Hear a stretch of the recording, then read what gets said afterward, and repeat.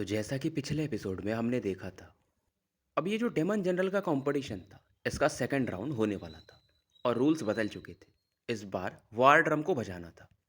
अब आगे तो रूल ऐसा था, क्योंकि दो लोग हैं एक कंपटीशन में, एक डेमन जनरल और दूसरा उनका हेल्पर, तो दोनों मिल करके जितनी बार ड्रम को बजाएंगे उतना ऐड हो जाएगा। और ये गोल्डन क्राउंड मैन या गोल्डन आर्मर्ड मैन तुरंत ही किसी को टाइम भी नहीं देता है और पहले डेमन जनरल यूसेन को बुला देता है।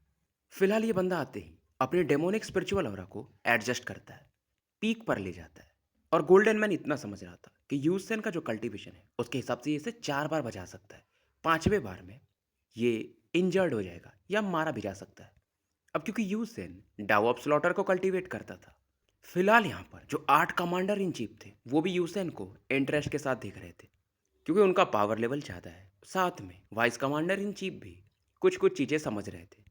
केवल एक कमांडर था, कमांडर इन चीफ यानी जुआन वाइस कमांडर इन चीफ, जिससे वांगलिंग का बैटल हुआ था। वो वांगलिंग को देख रहा था बार कि ये बंदा इसे कितनी बार बचा पाएगा।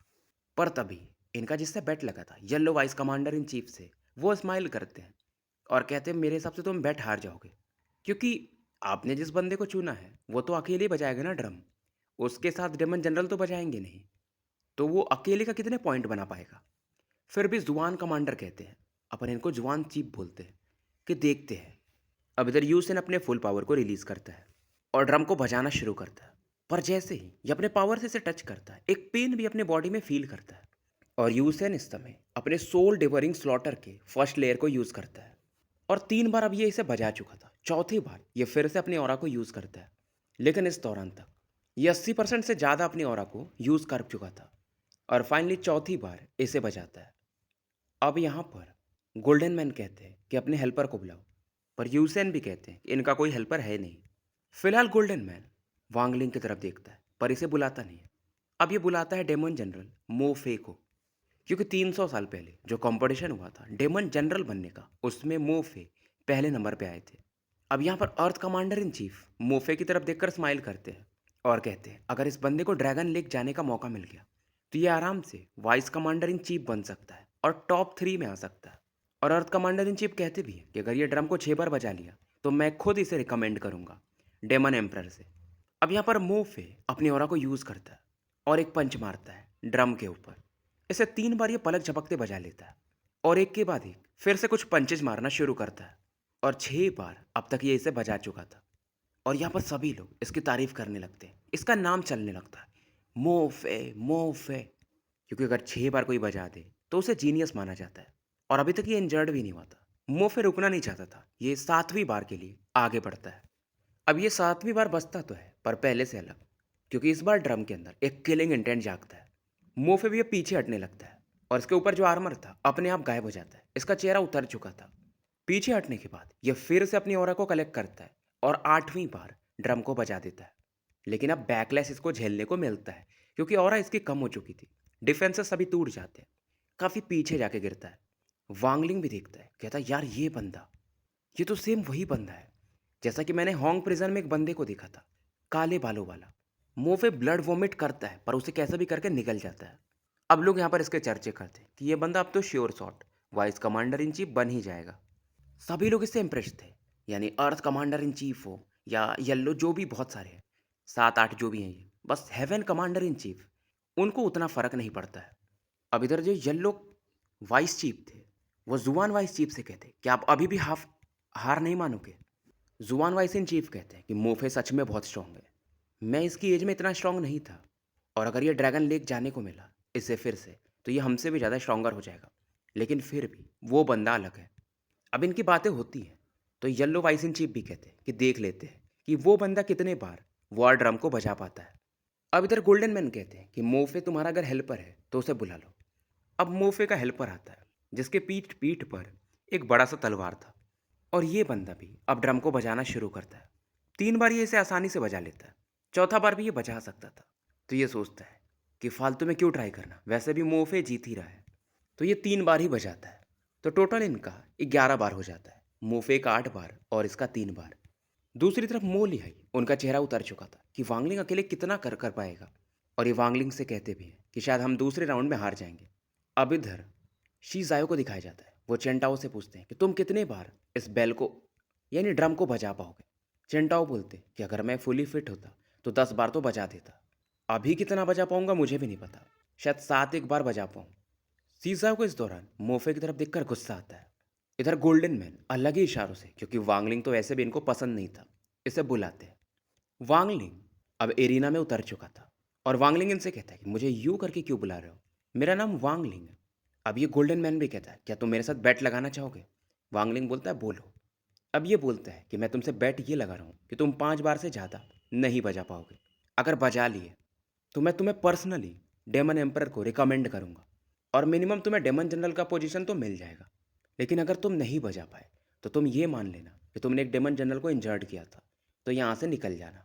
अब ये सुन करके येलो वाइस इन चीफ भी हंसते हैं और जुआन वाइस इन चीफ से कहते हैं कि लगता है आपने जिस बंदे को चुना है उसका लक अच्छा नहीं है।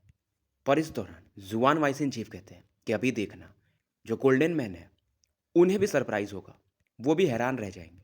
इधर वांगलिंग हंस के कहता है कि आप मुझे रिकमेंड मत करो, मुझे ज़रूरत नहीं है।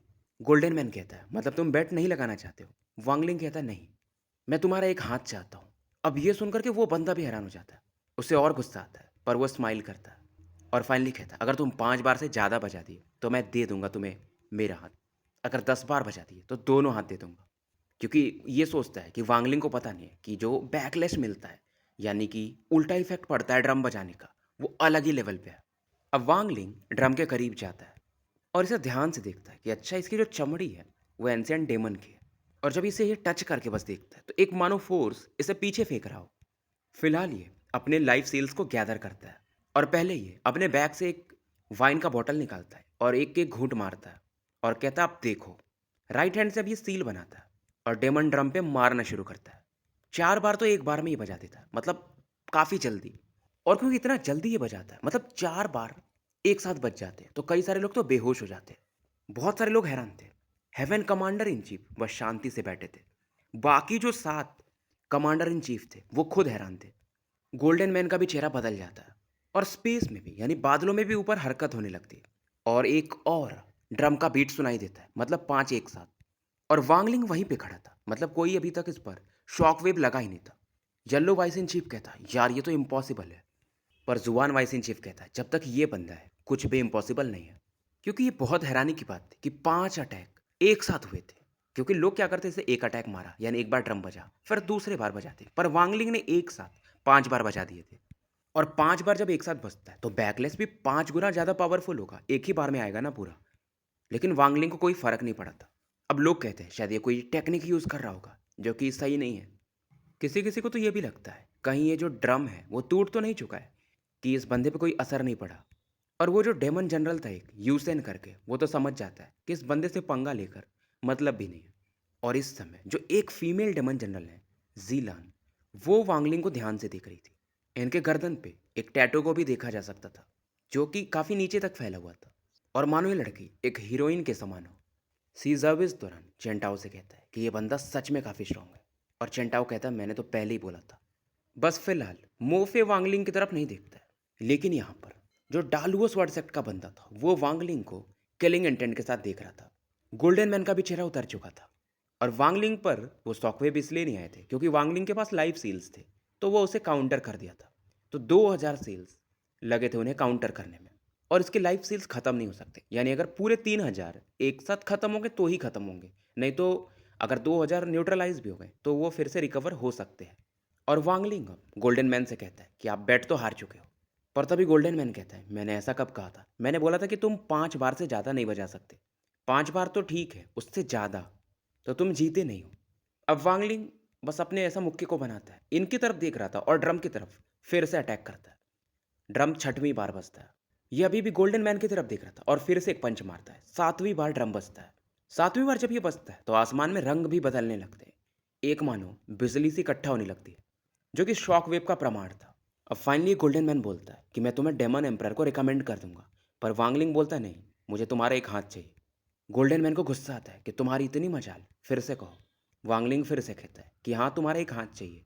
डेमन ड्रम को ये फिर से हिट करता है। 8वीं बार भी ये बच चुका था और अब शॉकवेव भी बढ़ते जाता है, तो हेवेंस में मानो कुछ चेंजेस आने लगे थे। बिजलियाँ काफ़ी ज़्यादा कड़कने लगती हैं अब मोफ है जो कि अभी तक वांगलिंग की तरफ देख भी नहीं रहा था, पहली बार इसकी तरफ देखता है। हेवन कमांडर इन चीफ अभी भी वांगलिंग की तरफ देखे नहीं थे। बाकी साथ तो पहले से देख रहे थे कि यार ये बंदा अलग ही है, क्योंकि ये हेवेंस लॉ को चैलेंज कर रहा था फिर से। हेवन कमांडर इन चीफ जिनकी आंखें हमेशा बंद रहती हैं, वो भी अभी मानो थोड़े कंफ्यूज थे। और येलो वाइस इन चीफ, अब उनका तो कहना ही क्या कि कहीं ना कहीं वो बैट हार चुके थे। और अब गोल्डन मैन भी समझता है कि तुम अपनी आवाज़ को हेवेंस के साथ फ्यूज़ कर चुके हो और उसकी मदद से ड्रम को बजा रहे हो। और ये कहता है कि अगर तुम ऐसा कर पाए, अभी तो तुम ड्रम के पावर को यूज़ कर रहे हो, अगर तुम हेवेंस के पावर को यूज़ कर पाते तो शायद मैं तुम्हें अपने दोनों हाथ भी दे देता, तुमको अपनी लाइफ भी दे सकता था मैं। तो गाइज आगे बढ़ने से पहले चैनल को लाइक करो, सब्सक्राइब करो और वीडियोज़ को शेयर करो। फिलहाल यहाँ पर ये गोल्डन मैन कहता है अगर तुम इसे 15 बार बजा दिए तो मैं कसम खाता हूँ कि मैं दोनों हाथ काट के दे दूंगा, और अगर तुम नहीं कर सकते तो चुप बैठो। वांगलिंग जानता था कि गोल्डन मैन का पावर मिनिमम एसेंडेंट के मिड लेवल के भी पीक पर होगा, और इसका जो स्पेल था जो ये भाले पे यूज़ कर रहा था, जो सूरज के समान था, वो भी काफ़ी पावरफुल था।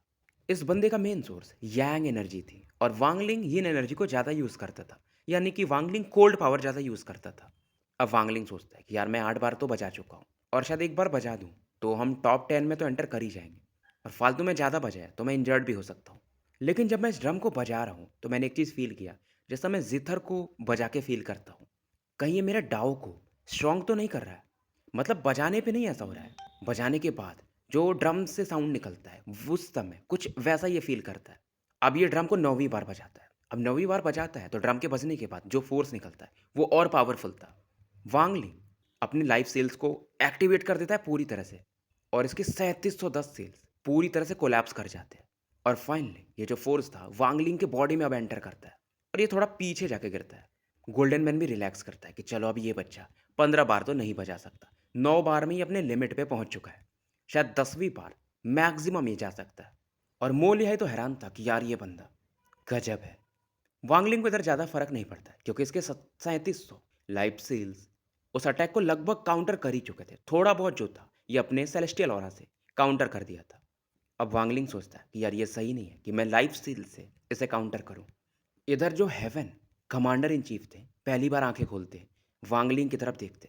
वांगलिंग फिर से आगे जाता है, डेमन ड्रम के करीब पहुंच चुका था, इसे टच करता है। आंखें बंद थी इस समय वांगलिंग की, मानो डेमन ड्रम के साथ ये फ्यूज हो चुका था। गोल्डन मैन कहता है कि ज़्यादा मिस्टीरियस नहीं बन रहे हो, ड्रम को तुम छू करके बजाने की कोशिश कर रहे हो। अगर ऐसा होता तो ये जो ड्रम को जो सर्वेंट साफ करते हैं वो इसे 100 से ज़्यादा बजा चुके होते। और बाकी जो कमांडर इन चीफ थे, वाइस कमांडर इन चीफ थे, सभी सोच रहे थे ये कर क्या रहा है। और इनमें से तो एक हंस के कहता है कमांडर इन चीफ कि ये ड्रम से ऐसा तो नहीं बात करना चाहता है। अब कमांडर इन चीफ में भी एक फीमेल थी जिन्हें यूनिवर्स कमांडर इन चीफ कहा जाता है।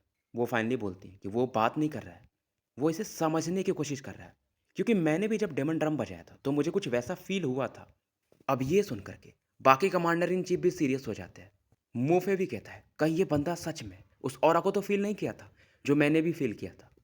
अब इस समय वांगलिंग मानो अपने ओरिजिन सोल को इस ड्रम के साथ फ्यूज कर रहा हो। इसे समझ में आ चुका था कि डेमन ड्रम जो है उसके पावर को इसे झेलना नहीं है बल्कि उसके साथ मिलना है। तो जो अगर मैं उसके बाद इसे हिट करूंगा तो जो फोर्स निकल रहा है जो कि मुझे पीछे फेंक दे रहा है या मुझे इंजर्ड कर रहा है वो वैसा नहीं करेगा, वो मेरी बॉडी को रिफाइन करेगा। वांगलिंग अब आंखें खोलता है, इसे समझ में आ चुका था। और अब फाइनली ड्रम को बजाता है 10वीं बार, और होता भी वैसे है। एक पावरफुल फोर्स अब वांगलिंग की बॉडी में एंटर करने लगता है, और वांगलिंग इस बार लाइफ सेल्स को एक्टिवेट भी नहीं करता है, पूरे फोर्स को ये बॉडी में एंटर करने देता है। फिलहाल इसके एक एक बॉडी के जो छिद्र होते हैं वहां से पसीने आ रहे थे, मानो उसकी बॉडी अब प्यूरीफाई हो रही हो। और ऐसी फीलिंग ऐसे जब ये फाउंडेशन स्टेज में था, तो जब इसका पूरा बॉडी क्लीन हो गया था कुछ वैसा बहुत समय बाद फील हुआ था। लेकिन इसमें पेन भी होता है। फाइनली कमांडर इन चीफ्स को भी समझ में आता है कि यार ये बंदा ये अपने बोन मैरो को क्लीन कर रहा है डेमन ड्रम के थ्रू। सीज आयो इस समय किलिंग इंटेंट के साथ वांगलिंग की तरफ देखता है, पर ये कुछ कर नहीं सकता था। अब गोल्डन मैन कहता है यार बोन मैरो क्लीनिंग ये मैंने सुना था डेमन एम्पर से कि तुम डेमन ड्रम के साउंड से अपने बॉडी को क्लीन कर सकते हो, पर पहली बार देख रहा हूँ। और लेकिन उन्होंने मुझे ये कहा था कि तुम्हारा कल्टीवेशन भी उतना हाई नहीं है कि तुम ऐसा कर पाओ, नहीं तो तुम इंजर्ड हो सकते हो। पर ये बंदा इधर हेवन कमांडर इन चीफ अपनी आंखें आधा खोलते हैं, फिर थोड़ा निराश होकर के बंद कर लेते हैं और कहते हैं इस बंदे को भी ऑब्जर्व करके कोई फ़ायदा नहीं है।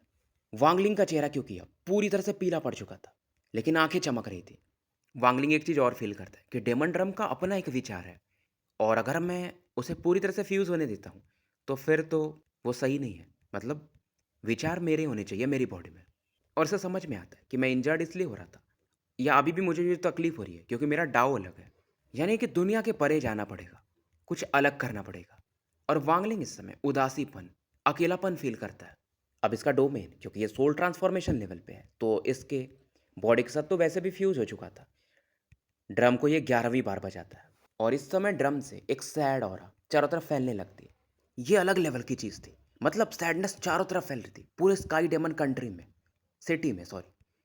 और गोल्डन मैन बोलता है यार ये तो इम्पॉसिबल है, क्योंकि ड्रम में अब इसका इंटेंट है, ड्रम का इंटेंट नहीं है। इसके जो विचार हैं वो ड्रम से फैल रहे हैं।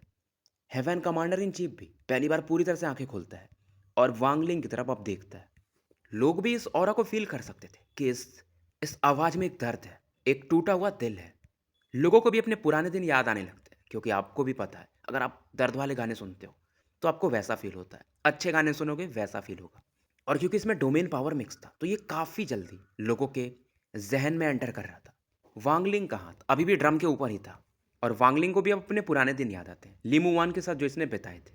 धीरे धीरे ये मतलब पुराने समय को याद करते करते अब इस टियानियन कंट्री पे आता है, जहाँ पर ये ऑलसीर से मिला था, हेवनली फेट्स एक्ट में गया था। फिर इससे वो जिथर म्यूजिक याद आता है, जो कि इसने यहाँ पर कुछ समय पहले सुना था। और जिथर म्यूजिक जैसे ही इसे याद आता है, इसका दिमाग, इसका आत्मा, इसका डाउ पूरी तरह से रिफाइन होने लगता है। तो जिथर का म्यूजिक और ड्रम का म्यूजिक मानो अब फ्यूज होने लगता है। तो इसके अंदर जो भी वो दर्द था, मानो अब वो बाहर निकल रहा था। लोगों के आंखों से तो आंसू आ रहे थे, क्योंकि सभी के पास एक स्टोरी होती है कहने के लिए, और कहीं ना कहीं वो उसे दिल में छिपा के रखते हैं, और उसी की वजह से शायद आगे भी नहीं बढ़ पाते हैं, क्योंकि हमें चीज़ों को लेट गो करना पड़ता है, तभी तो हम आगे बढ़ पाते हैं। अब वांग लिंग फिर से ड्रम को बजाता है, और जो अब इसकी भावनाएं थी वो जिथर म्यूजिक में जो इसने सुनी थी, वो इसे बाहर निकालता है। और इस समय तो मो लिहाई हो या सीज आयो, वो भी एक उदासीपन फील करते हैं। एक बंदा था जो कि अभी भी शांत था, वो था मोफे। क्योंकि जो उदासी थी उससे इसकी ऑरा मैच नहीं कर रही थी। जो टॉप लेवल के बंदे थे जैसे कमांडर इन चीफ वगैरह, उन्हें फ़र्क नहीं पड़ता है, नहीं तो बाकी लोग तो रो रहे थे। और फाइनली कोई तो बोलता है कि यार ये वही बंदा है शायद जिसे डेमन एम्परर कई सालों से वेट कर रहे थे। हेवन कमांडर इन चीफ ये वही थे, ये प्रभावित हो चुके थे वांगलिंग से। अब वांगलिंग गोल्डन मैन की तरफ देखता है। 11 बार ड्रम बज चुका था, और 11वें बार में एक इंटेंट था जिससे ये भी हैरान हो चुके थे। वांगलिंग फिर से बोलता है 15 बार, और आप मुझे दोनों हाथ दे दोगे। और यह आवाज़ सबको सुनाई दे रही थी। गोल्डन मैन सोचते हैं यार मैं इससे फाइट ही कर लेता था। अब वांगलिंग पहली बार यहाँ पर जो लोग बैठे थे उनकी तरफ देखता है।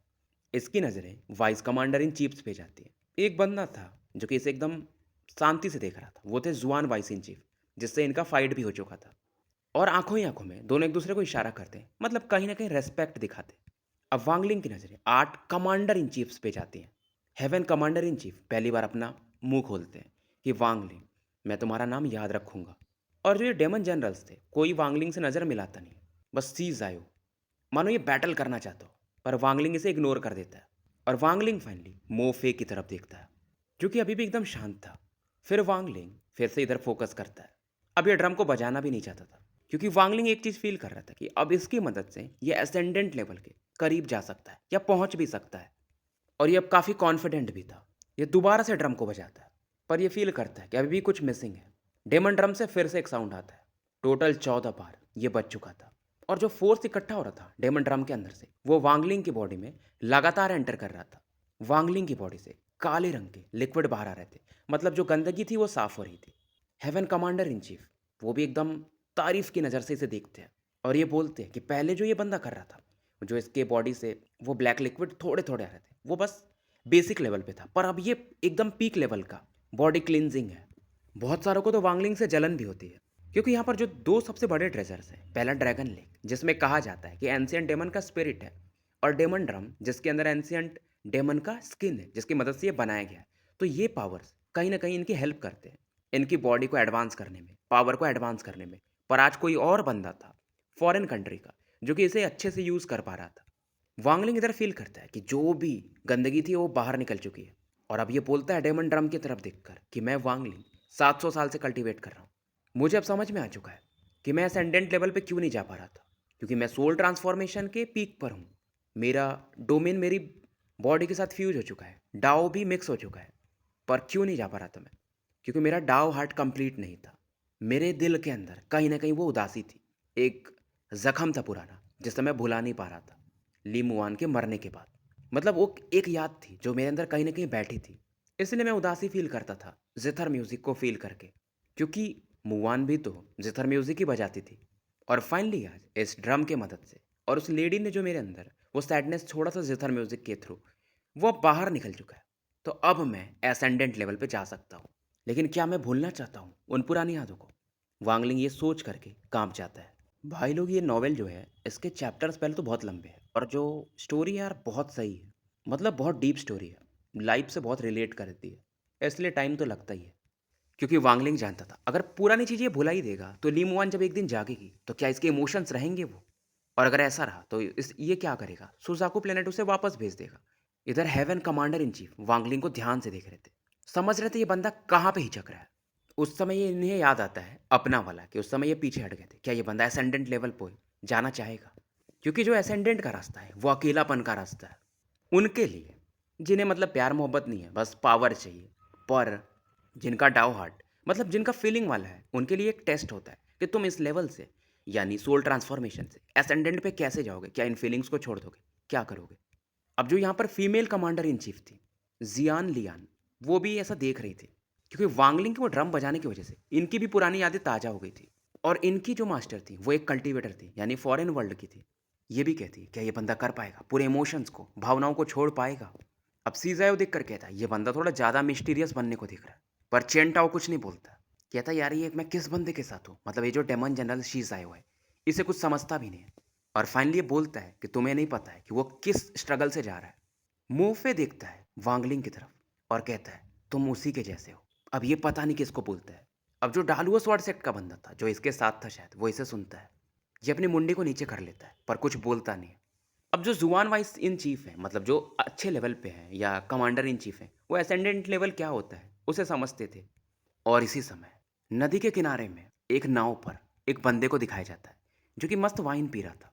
और ये वही बंदा था जो कि वांगलिंग के साथ वाइन पिया था पूरी रात। और ये फाइनली बोलता है कि लिटिल काय, तुम क्या चूज करोगे, कैसे चूज करोगे? वो जो लड़की थी जो कि जिथर बजाती थी, मिंग जुआन, वो भी यहीं बैठी थी। ये जिथर नहीं बजा रही थी, बस चुपचाप बैठी थी।